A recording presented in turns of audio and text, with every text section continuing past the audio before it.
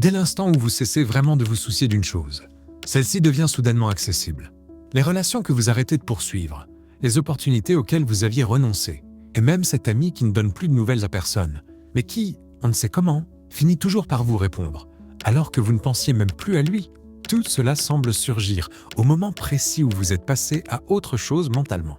Je ne parle pas ici de manifestation, de pensées positives ou de ce genre de choses. Je parle d'un aspect bien plus concret et, honnêtement, assez cruel de la réalité du monde. Lorsque vous désirez quelque chose avec une telle intensité, vous dégagez une énergie, une forme de désespoir que tout le monde perçoit à des kilomètres. Vous répondez au message en une fraction de seconde. Vous restez dans des situations qui vous vident de votre substance, simplement parce que posséder quelque chose vaut mieux, à vos yeux, que de ne rien avoir du tout. Mais voici ce qui se passe réellement quand vous désirez quelque chose avec autant d'ardeur. Vous agissez dans une logique de pénurie. Vos décisions sont dictées par la peur plutôt que par un choix réfléchi. Pensez à la dernière fois où vous aviez vraiment faim, une faim viscérale, et que vous êtes entré dans une épicerie. Soudain, tout vous fait envie. Même ces sandwichs préparés hors de prix deviennent alléchants. Voilà l'effet du désespoir sur votre jugement. Vous vous contentez de moins parce que vous craignez qu'il n'y ait rien d'autre. En revanche, lorsque vous n'avez pas faim après un bon repas, par exemple, vous parcourez ce même magasin avec un regard totalement différent. Vous devenez sélectif. Vous remarquez vraiment ce qui est frais, ce qui vaut son prix, et ce qui correspond réellement à vos envies. Ne rien désirer ne signifie pas devenir moine ni renoncer à la vie. Cela dit, pour être honnête, les moines ont l'air plutôt sereins. Il s'agit plutôt d'atteindre un état où l'on est véritablement bien, quelle que soit l'issue, un état où notre bonheur ne dépend pas de l'obtention d'une chose précise. C'est alors que tout change. Les gens sentent quand vous n'avez pas désespérément besoin d'eux. Ils perçoivent lorsque vous êtes sincèrement heureux en votre propre compagnie. Soudain, vous n'êtes plus simplement une option parmi d'autres. Vous devenez une personne qui a de la substance, quelqu'un qui mérite que l'on se batte pour elle. On est attiré par ceux qui semblent s'épanouir seuls. Il se dégage un magnétisme particulier de la personne qui est réellement satisfaite de sa vie telle qu'elle est. Non pas parce qu'elle a baissé les bras, mais parce qu'elle a bâti quelque chose de suffisamment solide pour ne pas chercher quelqu'un d'autre pour tout réparer. Mais c'est précisément ce qui rend la situation si frustrante, on ne peut pas feindre le désintérêt.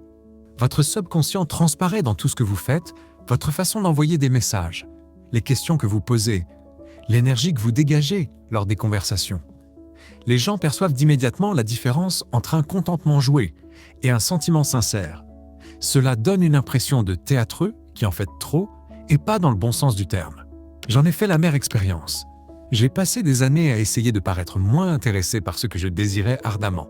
Je pensais qu'en affichant une attitude suffisamment décontractée, l'univers récompenserait ce faux détachement en m'offrant ce que je convoitais vraiment. Cela n'a jamais fonctionné. Car sous cette indifférence, feinte bouillonnait la même énergie désespérée, simplement dissimulée derrière un masque.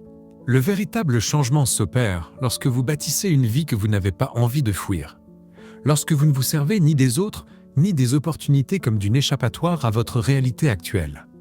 Lorsque vous commencez à investir du temps en vous-même, dans vos loisirs, vos amitiés et votre cadre de vie, de manière à apprécier réellement votre propre compagnie. Un concept révolutionnaire. C'est sans doute pour cela que l'on dit que les meilleures relations surviennent quand on ne les cherche pas. Ce n'est pas parce que l'univers a le sens de l'ironie, même si c'est indéniablement le cas. C'est parce que, lorsque vous ne cherchez pas, c'est que vous êtes probablement déjà bien dans votre peau. Vous êtes probablement quelqu'un qui vaut la peine d'être connu. Mais ce schéma comporte aussi une facette plus sombre.